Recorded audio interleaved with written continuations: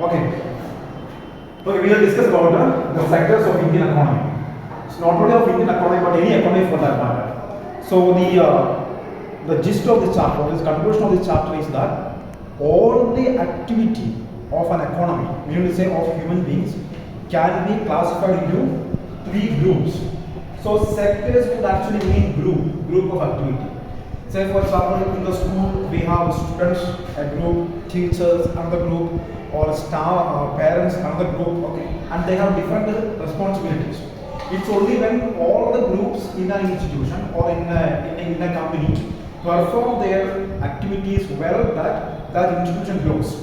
In the same way, it is when the three sectors work together, supporting each other, that the economy grows. Economy grows means the nation grows. Nation growth indicates that the people will have more money in their pocket. Meaning to say, the standard of living will be higher. So what is the standard of living? For example, the food you eat, the dress you wear, the type of house you have, the type of things that you use, the type of vehicles that you use. All these things will be upgraded, or all these things will be in proportion to the money that you make. Say for example, you are earning only 10,000 rupees. Then you have one kind of a standard of living. If you earn 30,000 rupees in a month, then your standard of living is improved. If you have 1 lakh a month, then it goes up. So what I say is, an efficient coordination of these three sectors is needed in order for the people to improve their life.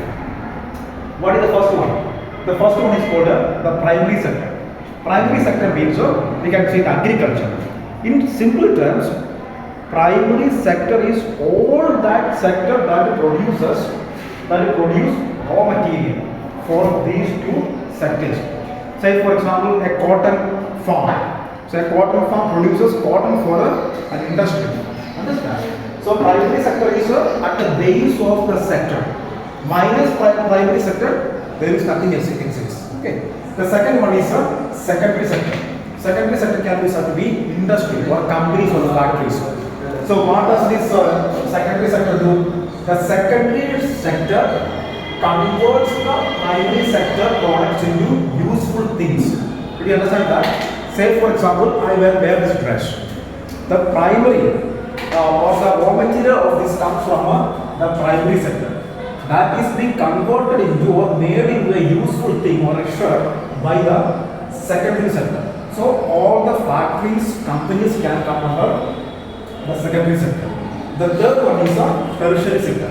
In other words, tertiary sector is the service sector. Means to say, the people who work here will come in the service sector. Not only the ones who work here, others too. For example, doctors, teachers, pilots, army, politicians. So all these drivers, all these things will come in the tertiary sector. Okay. Say for example, let us take the example of, let us say, manure for the farmlands. So where is the manure produced? It is produced in the secondary sector, in a factory, and that is being transported to the primary sector by the tertiary sector. Did you get that correct? So if the tertiary sector is going on a strike, let us say all the truck drivers in India have called for a strike. What happens? The two sectors will suffer. Understand? Or let us say the secondary sector has called for a strike. Then these two would suffer. Let us go back to the example of cotton. So if the tertiary sector refuses to take cotton, then they will have no money. They won't be able to sell their cotton, and the tertiary sector also will not have a job. We have to say all the three sectors are independent. Understand? It is not independent. Sorry, not independent. Interdependent. It is interdependent. Means it is depending on the other. Minus one, the other two don't exist.